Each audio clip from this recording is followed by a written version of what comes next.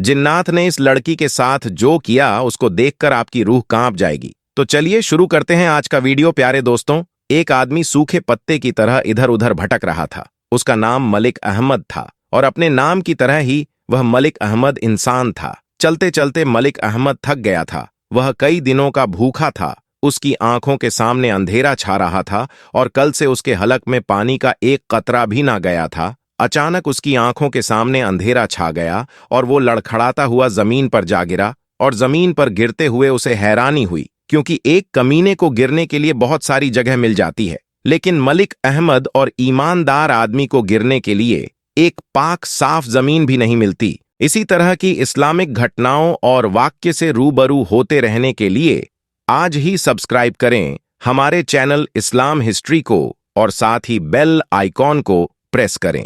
वह जहां गिरा था वहां एक दरवाजा था। मलिक अहमद दरवाजा पकड़कर खड़ा हो गया। उसने सर उठाकर दरवाजे की तरफ देखा तो वह एक मस्जिद का दरवाजा था, लेकिन उस दरवाजे पर एक बड़ा सा ताला लगा हुआ था। मलिक अहमद की हालत बहुत बुरी थी। भूख की वजह से उसका बुरा हाल था और ऐसे वक्त में आदमी सिर्फ और सिर्फ रोटी के बारे में ही सोचता है। लेकिन वह सच्चा और शरीफ ईमानदार इंसान था, पक्का मुसलमान था। उसने मस्जिद के बंद दरवाजे को हैरत से देखा और सोचने लगा कि दरवाजा बंद क्यों है। जोहर की नमाज का वक्त हो रहा है, मगर नमाजी कहाँ है। इतने में किसी ने मलिक अहमद के कंधे पर हाथ रखा और पूछा, कौन हो भाई, कहाँ से आए हो? तो मलिक अहमद ने जवाब दिया, जी मैं तो अल्लाह का एक अजीज सा बंदा हूं। उस आदमी ने कहा कि हुलिये से तो तुम मौलवी मालूम पड़ते हो। मलिक अहमद ने जवाब दिया, नमाज पढ़ना तो अल्लाह को याद करना ही है। मेरा नाम मलिक अहमद है। तो उस आदमी ने कहा कि मेरा नाम खुदा बख्श है और यहाँ इस मस्जिद के पास वाले मकान में रहता हूँ और इस गांव के पंचायत का सरपंच भी हूँ। तो मलिक अहमद ने पूछा कि भाई खुदा बख्श, ये मस्जिद बंद क्यों है? यहाँ नमाज क्यों नहीं हो रही? जौहर का वक्त हुआ जा रहा है। उसने कहा कि क्या पूछते हो मौलवी साहब, एक हफ्ते से मस्जिद बंद है और यहाँ जो मौलवी पहले नमाज पढ़ाया करता था उसकी एक हरकत की वजह से उसे यहाँ से निकाल दिया गया। उस आदमी ने पूछा कि क्या आप हमारी मस्जिद में नमाज पढ़ा दिया करेंगे? तो मलिक अहमद बोला, हाँ जरूर, क्यों नहीं। आप मुझे बस एक गिलास पानी पिला दीजिए। जौहर का वक्त हुआ जा रहा है, मैं अजान देकर नमाज का ऐलान करता हूँ। तो वो आदमी जिसका नाम खुदा बख्श था उसने कहा कि आपके चेहरे से तो लग रहा है कि आपने कई दिनों से कुछ खाया नहीं है। पहले आप रोटी खा लीजिए, उसके बाद अजान दीजिएगा। मलिक अहमद ने कहा, नमाज पढ़ने और पढ़ाने के लिए रोटी की नहीं, ईमान की जरूरत होती है। नमाज पढ़ने के बाद ही रोटी खा लूंगा। खुदा बख्श ने अपनी जेब से चाबी निकाली और मस्जिद का दरवाजा खोल दिया। दरवाजा खोलते ही मलिक अहमद मस्जिद में दाखिल हो गया। इतनी देर में खुदा बख्श एक गिलास ठंडा पानी लेकर आया। मलिक अहमद ने फर्श पर बैठकर पानी पिया और उसके बाद वजू किया। और जैसे ही अजान की आवाज गांव वालों ने सुनी तो गांव के कई मर्द नमाज पढ़ने के लिए मस्जिद की जानिब चल दिए। मलिक अहमद की आवाज में एक सोज था। उसकी अजान गांव के हर शख्स के दिल में उतरती जा रही थी। अजान पूरी होने के बाद कई नमाजी मस्जिद के सहन में जमा हो चुके थे। सब लोग नए मौलवी की आमद से खुशी का इजहार कर रहे थे। गांव के लोगों ने यह बात खास तौर पर महसूस की कि नया मौलवी जवान है लेकिन बहुत कमजोर है और जवान होने के बावजूद नए मौलवी की आंखों में शर्म है। नमाज पढ़ने के बाद खुदा बख्श अपने घर से खाना लेकर आया और मलिक अहमद के सामने रखा। मलिक अहमद ने सबसे खाना खाने के लिए पूछा, लेकिन सबने कहा कि हम अपने घर से खाना खाकर आए हैं। यह सुनकर मलिक अहमद ने बिस्मिल्लाह पढ़कर खाना खाना शुरू किया। कई दिन बाद उसे खाना मिला था, तो लिहाजा हर निवाला उसके हलक में फंस रहा था। खुदा बख्श बोल के, मौलवी साहब, मस्जिद के साथ एक कमरा बना हुआ है, आप वहां रह सकते हैं। मलिक अहमद ने कहा कि मैं मस्जिद में नमाज पढ़ाने के अलावा बच्चों को कुरान भी पढ़ाया करूंगा और उनको दुनियावी तालीम भी दूंगा। खुदा बख्श ने जवाब दिया, माशा अल्लाह, अल्लाह आपको इत्जा दे। खुदा बख्श के जाने के बाद मलिक अहमद कमरे में गया और जैसे ही खिड़की खोली तो फौरन उसे बंद कर दिया, क्योंकि खिड़की से खुदा बख्श के घर का सहन साफ नजर आ रहा था। वहां एक जवान लड़की सहन में झाड़ू दे रही थी। अब जैसे ही मलिक अहमद ने खिड़की खोली तो उसकी नजरें भी उस लड़की से जा टकराई गईं और लिहाजा घबराकर मलिक अहमद ने खिड़की बंद कर दी। खिड़की बंद करके बिस्तर पर आकर बैठ गया। कुछ महीनों में ही मलिक अहमद की सारे गांव में इज्जत होने लगी। लोग कहते हैं कि मौलवी जवान तो है मगर नीयत में खोट नहीं है। पराई बहू बेटियों को जरा भी आंख उठाकर नहीं देखता। और उस दिन के बाद मलिक अहमद ने अपने कमरे की खिड़की दोबारा कभी नहीं खोली। वो सारी सारी रात गर्मी में गुजार देता मगर खिड़की ना खोलता। हर नमाज के बाद मलिक अहमद अल्लाह से गिड़गिड़ाता कर दुआ मांगता कि अल्लाह मेरी नियत में खोट नहीं है, लेकिन ये मजहर जवानी मेरा पीछा नहीं छोड़ता है। ये मुझे बार बार बहकाती है। जब तक मैं किसी शरीफजादी से निकाह न कर लूं, तू मेरी हिफाजत फरमा, मुझे हर किस्म के गुनाह से बचा। रोते रोते मलिक अहमद की दाढ़ी आंसुओं से तर हो जाती है। एक दिन असर की नमाज के बाद खुदा बख्श घबराया हुआ मस्जिद में आया। मलिक अहमद मस्जिद में बैठा कुरान पाक की तिलावत कर रहा था।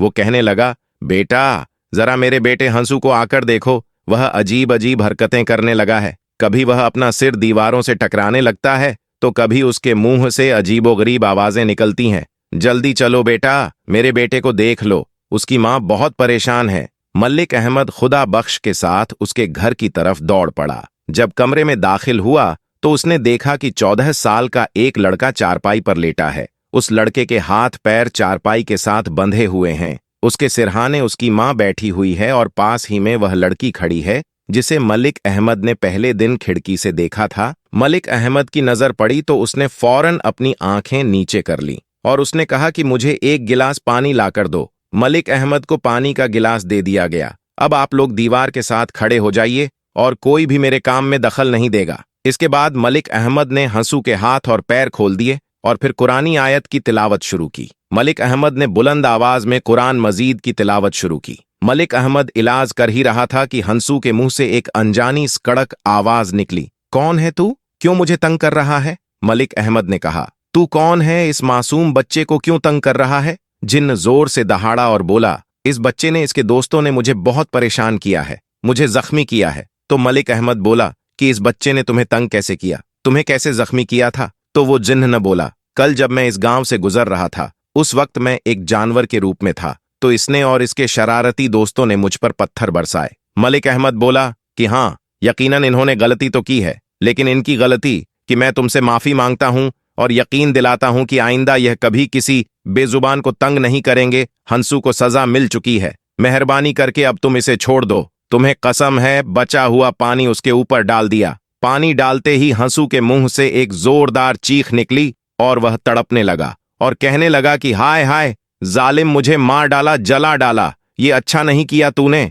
इसके बाद मलिक अहमद हंसू की तरफ बढ़ा और कहा कि तुम अब कैसे हो? तो उसने कहा, मैं ठीक हूं। खुदा बख्श ने कहा कि मौलवी बेटा, तुम्हारा बड़ा एहसान है हम पर। तो मलिक अहमद ने कहा, मैंने कोई एहसान नहीं किया है, यह तो अल्लाह पाक की कलम का असर है, हालांकि पाक कलम में बहुत बरकत है। यह कहकर मलिक अहमद ने अपना बैग उठाया और एक कलम और एक दवात निकाली। दवात खोलते ही पूरे कमरे में जाफरान की खुशबू फैल गई। मलिक अहमद ने कलम को जाफरान में डब्बो दिया और ताबीज लिखने लगा था। ताबीज लिखने के बाद मलिक अहमद ये ताबीज खुदा बख्श के दाएं हाथ में दिया और कहा कि इस ताबीज को चमड़े में लपेटकर हंसू के सीधे बाजू पर बांध देना। इस वाक्य के तीसरे दिन असर की नमाज के बाद मलिक अहमद मस्जिद में बैठा हुआ था तो हंसू भागता हुआ आया और सलाम करके कहने लगा कि आपको अब्बा जान ने बुलाया है। तो मलिक अहमद ने अपना बैग उठाया और तेज तेज कदमों से हंसू की तरफ चलने लगा। घर आकर खुदा बख्श की बीवी से पूछा, क्या हुआ? तो उसने कहा कि मौलवी बेटा, ना जाने क्यों उन जिन्होंने मेरा घर देख लिया है। पहले हंसू पर जिन्न आया था और अब आयशा पर। तो वो मौलवी मलिक अहमद ने कहा कि आपको कैसे मालूम कि आपकी बेटी आयशा पर कोई जिन्न आया है? तो उसकी मां ने अपनी बेटी के बारे में बता दिया कि वह अजीब अजीब हरकतें कर रही है। उसके बाद मलिक अहमद उस लड़की के साथ उसके कमरे में गया और वह वज़ाइफ करने लगा। नमाज के बाद मलिक अहमद ने कलम और दवात निकाला और ताबीज लिखने लगा। फिर ताबीज खुदा बख्श को दिया और कहा, ये ताबीज चमड़े में सीकर आयशा के सीधे बाजू में बांध देना। ये कहकर मलिक अहमद ने अपना बैग उठाया और घर से सलाम करता हुआ बाहर आ गया।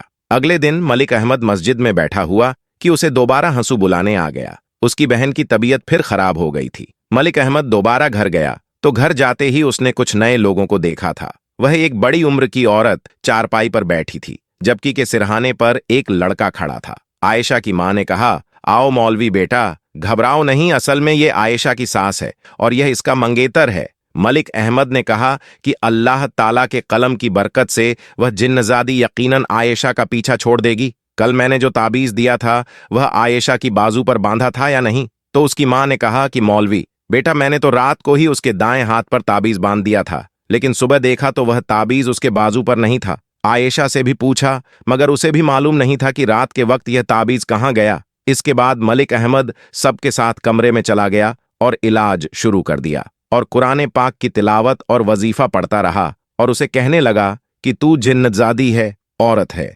इसलिए मैं शराफत से कह रहा हूं कि इसे छोड़ दे, इसकी शादी होने वाली है। अगर तूने इसे नहीं छोड़ा तो यह सुनकर वह बोली कि शादी, वह भी इस लड़की की भूल जाओ, क्योंकि वह शख्स जो कि इस लड़की से शादी करेगा वह शादी की पहली रात ही दर्दनाक मौत से मारा जाएगा, और यह मेरा वादा है और यह पत्थर की लकीर है। उसकी बात सुनकर उसकी होने वाली सास और मंगेतर का रंग सफेद पड़ गया। इतने में आयशा अचानक अपनी जगह से चलती हुई दीवार की जानिब बढ़ी और डंडा लेकर उसके होने वाले शौहर और उसकी मां को मारने लगी और कहने लगी, तू मुझसे शादी करेगा? इतने में आयशा के माँ बाप आयशा से डंडा छीनकर उसको काबू करने में लगे और उसको कमरे में बंद कर दिया। इसके बाद आयशा की होने वाली सास कहने लगी कि माफ करना भाई साहब, आज मैं यह मंगनी तोड़ती हूं, मुझे नहीं करवानी अपने बेटे की शादी तुम्हारी इस बेटी से। यह कहकर वह दोनों माँ बेटा अपने घर चले गए। आयशा के माँ बाप परेशान हो गए। मलिक अहमद ने थोड़ी देर इंतजार किया, फिर अपना बैग संभाला और सलाम करता हुआ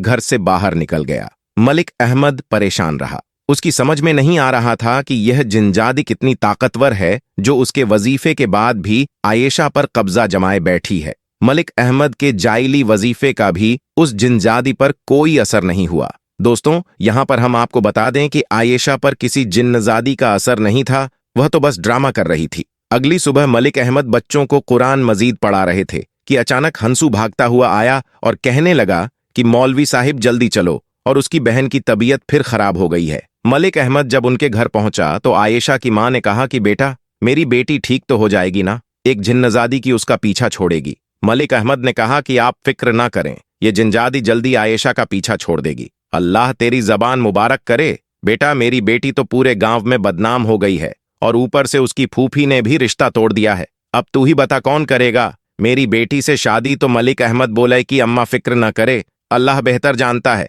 और यह रिश्ता खत्म हो गया तो क्या, अल्लाह इससे बेहतर रिश्ता भेजेगा। आप जाकर आयशा के कमरे का दरवाजा खोले, आज मैं ऐसा वजीफा करूंगा कि वो जिन्जादी चीखती हुई बाहर आ जाएगी और मेरे साथ कमरे में कोई नहीं होगा। शायद मलिक अहमद को उस पर शक हो गया था। अब क्योंकि मलिक अहमद भी बड़ा नेक इंसान था और उस लड़की की हालत भी दिन ब दिन खराब होती जा रही थी, इसलिए मलिक अहमद आहिस्ता से चलता हुआ आयशा की चारपाई के पास आया और आयशा चारपाई पर बैठी हिल हिल कर अल्लाह की वील कर रही थी। मलिक अहमद चारपाई के पास पहुंच गया, थोड़ी देर तक आयशा को देखता रहा और फिर बोला, आयशा अब तुम ये नाटक बंद कर दो, तुम्हारे ऊपर कोई जिन्जादी नहीं है, मुझे मालूम है। मलिक अहमद की बात सुनकर आयशा खामोश हो गई और मलिक अहमद को घूरने लगी। उसने कहा, तो तुम्हें पता चल गया है कि मैं ड्रामा कर रही थी? मलिक अहमद ने कहा, हाँ मुझे पता चल गया है, और तूने अपनी आंखें लाल की हैं। तो आयशा ने कहा, मैंने अपनी आंखें ग्लिसरीन डालकर लाल की है। मलिक अहमद ने कहा कि तेरे इस नाटक की वजह से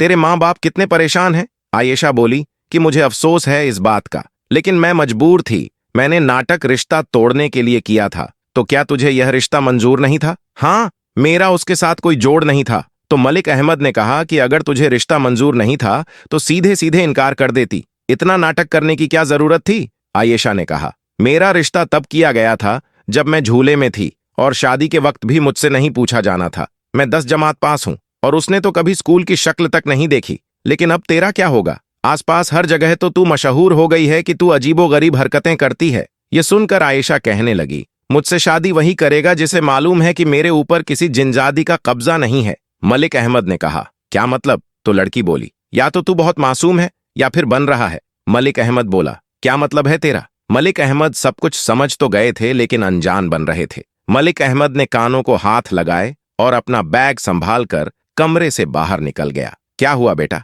आयशा की मां ने कहा, बेटा क्या जिन्जादी ने आयशा का पीछा छोड़ दिया? तो मलिक अहमद बोला कि जी, बहुत ही जल्दी जिन्जादी आयशा का पीछा छोड़ देगी। आयशा की मां परेशान थी कि इससे अब शादी कौन करेगा। फूफी ने तो उसका रिश्ता तोड़ दिया है, आसपास के गांव में तो मशहूर हो गया है कि इस पर जिन्जादी है और दूल्हे को यह मार डालेगी। इतने में आयशा की मां बोली, बेटा तुझे तो सब कुछ मालूम ही है ना, तो क्या तू करेगा मेरी बेटी से शादी? यह सुनकर मलिक अहमद ने कहा कि मैं आपकी बिरादरी का नहीं हूं, कहीं ऐसा ना हो कि आपकी बिरादरी के लोग बुरा मान जाएं। लड़की की मां ने कहा कि इस मुश्किल वक्त में कौन सा मेरी बिरादरी मेरे काम आई, जो मैं बिरादरी का बुरा मानने के बारे में सोचो। मलिक अहमद ने कहा, फलां गांव में मेरी खाला रहती है, मैं सवेरे जाकर उनको ले आऊंगा, आप उनसे मेरी शादी की बात कर लेना। मलिक अहमद ने अपनी रजामंदी जाहिर करते हुए जवाब दिया था। तो दोस्तों, यह वीडियो आपको कैसा लगा? कमेंट में हमें जरूर बताइएगा कि आपने इस कहानी से क्या सबक हासिल किया। उम्मीद करते हैं वीडियो पसंद आई होगी। इसे लाइक करते हुए दोस्तों के साथ शेयर करना मत भूलिएगा। जाते जाते फिर कंफर्म कर लीजिएगा कि आपने हमारा चैनल सब्सक्राइब कर रखा है। अगर नहीं किया तो फौरन सब्सक्राइब करते हुए बेल आइकन को क्लिक कर दीजिएगा, ताकि हमारे आने वाली वीडियो का नोटिफिकेशन बर वक्त आपको मिलता रहे। अपना बहुत ख्याल रखेगा और उनका भी, जिनका कोई ख्याल नहीं रखता। आने वाली वीडियो में दोबारा आपसे मुलाकात होगी। तब तक के लिए अल्लाह हाफिज।